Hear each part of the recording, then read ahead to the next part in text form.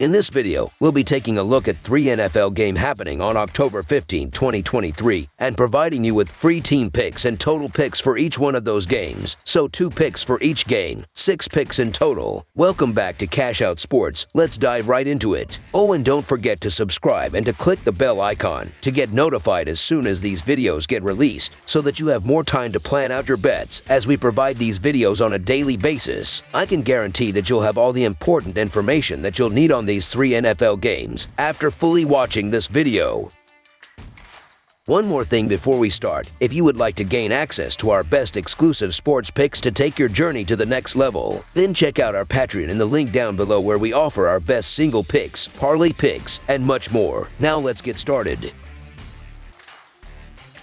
Arizona Cardinals versus Los Angeles Rams. This Sunday afternoon NFL matchup features the Arizona Cardinals traveling to take on the Los Angeles Rams at home. The Cardinals dropped their game last week at home against the Bengals 34-20, while the Rams also lost last week, falling 23-14 at home against the Eagles. The Cardinals season kicked off with a couple of losses, first 20-16 versus the Commanders in the opener, then 31-28 against the Giants in Week 2. Arizona managed an upset win at home against the Cowboys the following week, but then fell back into the loss column 35-16 against the 49ers to kick off October. In their matchup versus the Bengals last weekend, the Cardinals were within 4 points heading into the final quarter. Arizona ended up surrendering 10 unanswered points from there in a 34-20 loss, though QB Josh Dobbs posted 166 yards with 2 touchdowns and 2 picks. Marquise Brown caught a score with 61 yards off 4 receptions as well. Over on the Rams side, they went 2-2 over their first 4 outings this year. Los Angeles lost to the 49ers 30-23 and the Bengals 19-16. Sandwiched around those games were wins over the Seahawks 30-13 and the Colts 29-23 in overtime. In the win over Indianapolis, the Rams' Kyren Williams rushed 25 times for 103 yards and a pair of scores. Back on Sunday versus Philadelphia, the Rams trailed 17-14 after 3 quarters and couldn't score from there in a 23-14 loss. Quarterback Matthew Stafford managed 222 yards with 2 touchdowns, while Williams posted 53 yards off 13 carries. Cooper Kupp was tops among the receivers with his 8 catches for 118 yards. We've got a National Football Conference West Divisional matchup here, as the Rams are welcoming the Cardinals to Los Angeles after losing to the Eagles last weekend.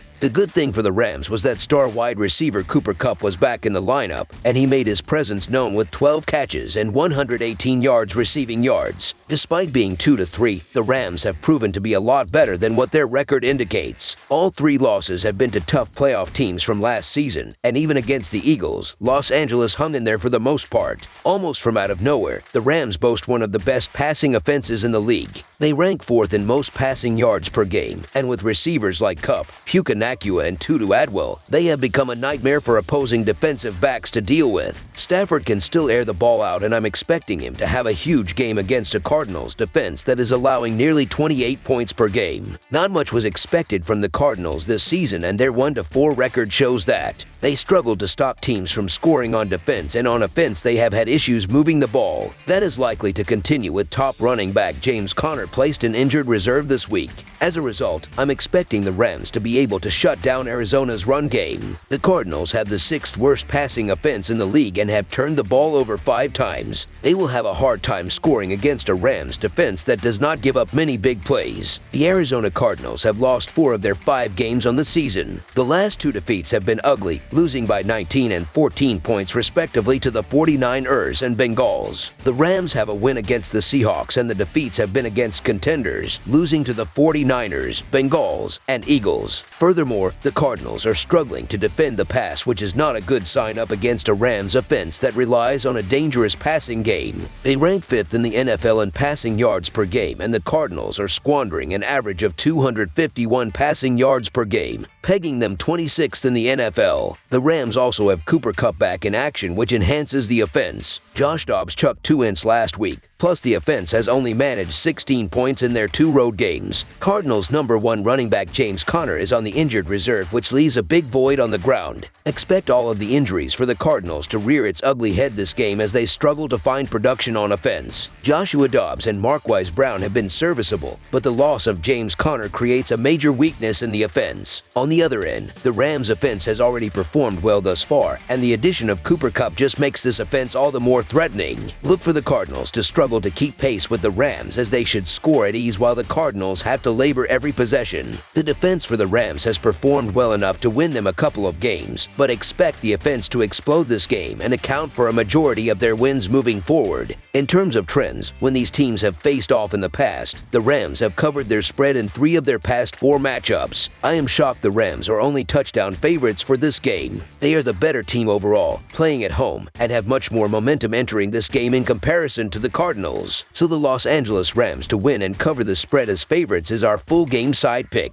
The Rams offense just got 10 times more explosive as wide receiver Cooper Kupp returned to the lineup last week. That immediately paid dividends as Kupp put up 118 receiving yards, while Puka Nacua proved he can still be just as valuable with 7 receptions for 71 yards and a touchdown. I'm expecting them to be moving the ball down the field all game and can see them reaching 30 points against this weak Cardinals defense. As for the Cardinals, I'm expecting them to be playing catch-up for the majority of the game and for them to abandon the run game early. They will likely be forced to throw the ball and try to score points to keep up with the Rams offense, with Josh Dobbs slinging the ball all game. The Cardinals have scored at least 20 points in 3 of their last 4 games, including 28 points against the Cowboys. As mentioned, the Rams' defense can be solved. They allowed at least 23 points in 3 of their last 4 decisions. In addition, the Rams' offense will break out in this game. Stafford has reached 300 passing yards in 3 of 5 games on the season, and he should have another big game against a Cardinals defense that just gave up 317 passing yards to the Bengals. The over is 4-1 in the Cardinals' 5 games on the season.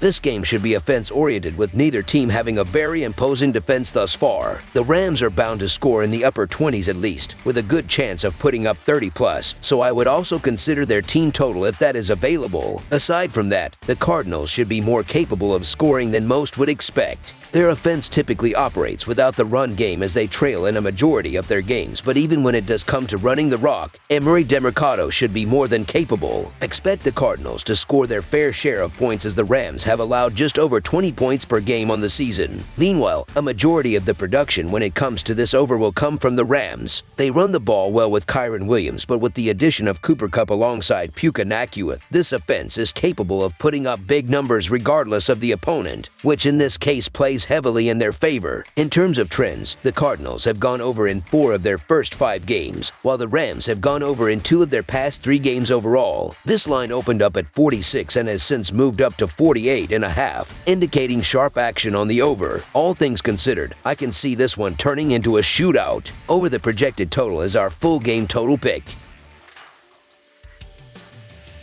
Philadelphia Eagles versus New York Jets. The New York Jets will welcome the Philadelphia Eagles to town on Sunday. The Eagles came away with a win against the Rams, while the Jets, with coach Nathaniel Hackett in a revenge spot, took care of Denver on the road. The Philadelphia Eagles come into this one at 5-0 on the year after a 23-14 win over the Rams in their last game. Jalen Hurts has thrown for 1,262 yards, 6 touchdowns, and 4 interceptions on 67.3% passing, while also rushing for 206 yards and 4 touchdowns. DeAndre Swift leads the Eagles with 434 rushing yards and 2 touchdowns, while A.J. Brown has a team-high 35 receptions for 541 yards and 2 touchdowns. Devonta Smith and Dallas Goedert each have 200-plus receiving yards as well on the year. On defense, Reed Blankenship has a team-high 34 total tackles, while Jalen Carter has a team-high 3.5 sacks, and Hassan Reddick has 3 sacks as well this season. The New York Jets took down the Denver Broncos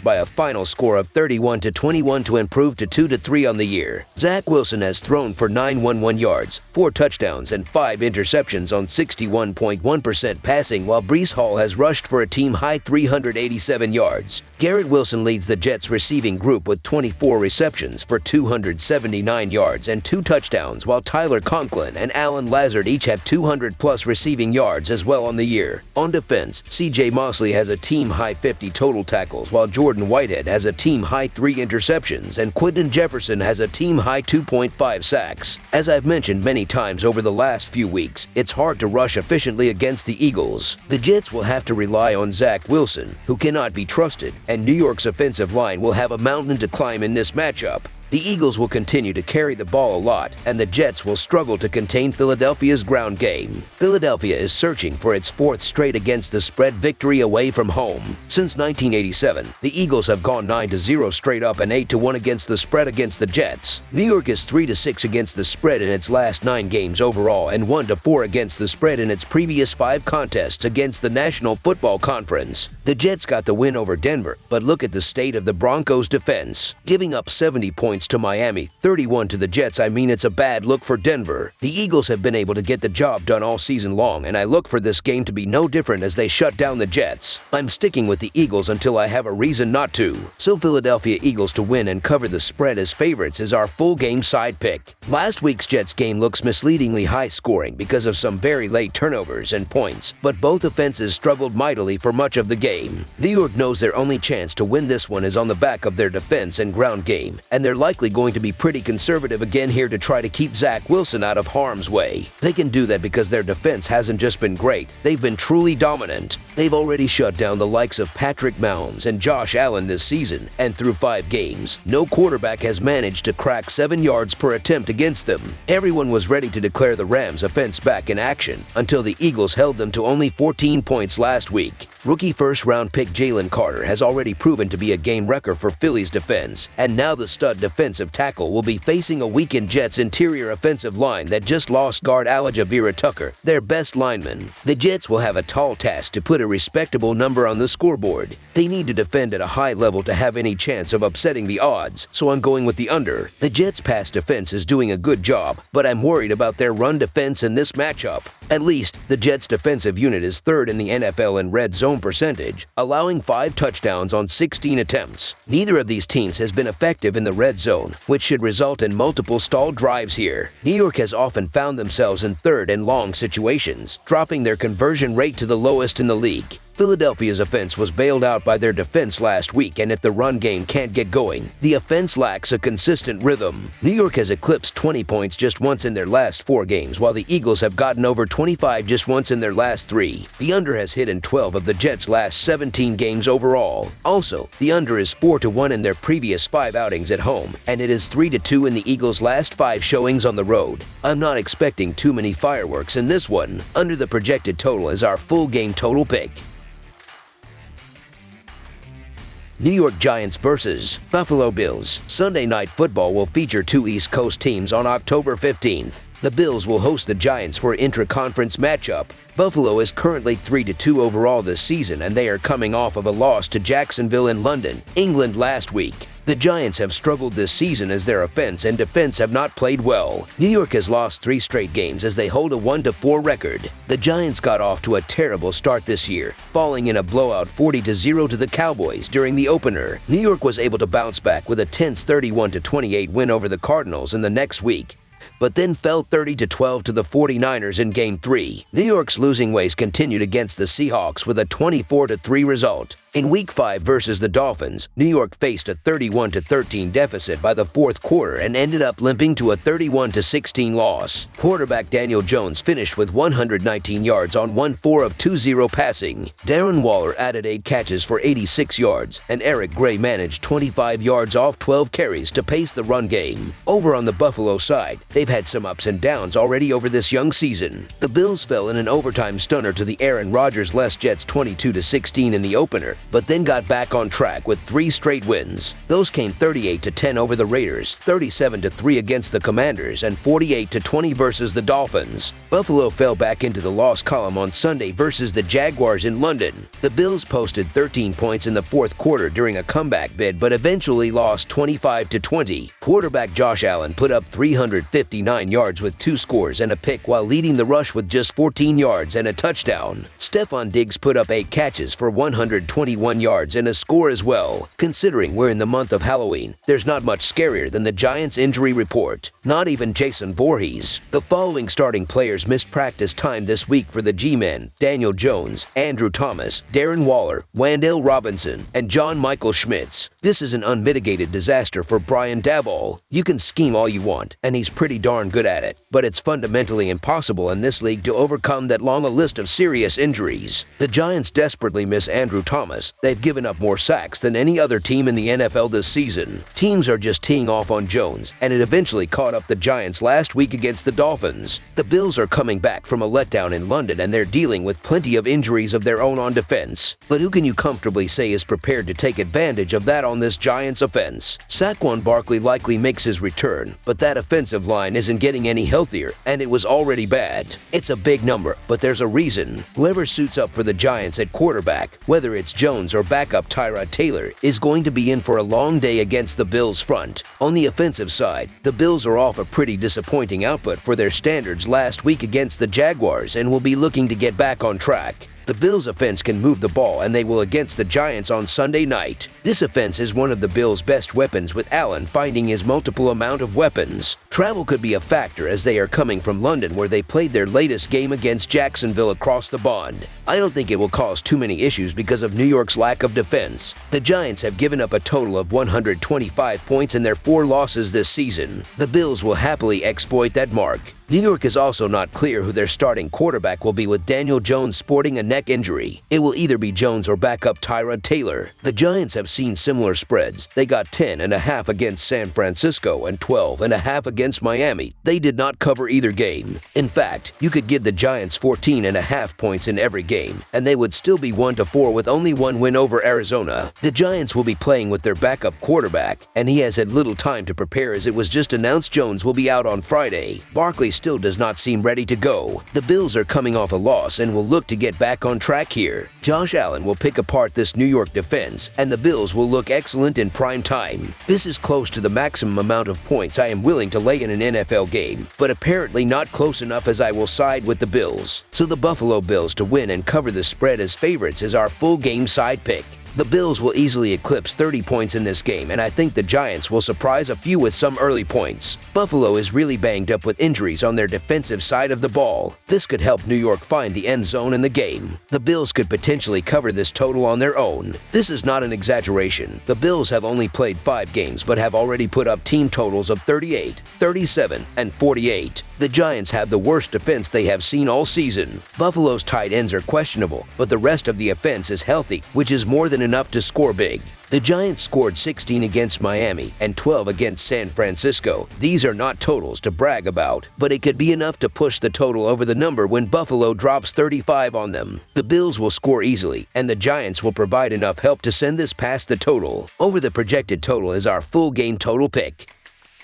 That's all for now, so if you have any other games you would like reviewed, then leave a comment down below with the game you would like analyzed. Subscribe to our channel, leave a like on this video, and we'll get to it as soon as we possibly can. We would also love to hear your opinion on the picks presented to you in this video, whether you agree or disagree with them, so leave a comment down below and do let us know.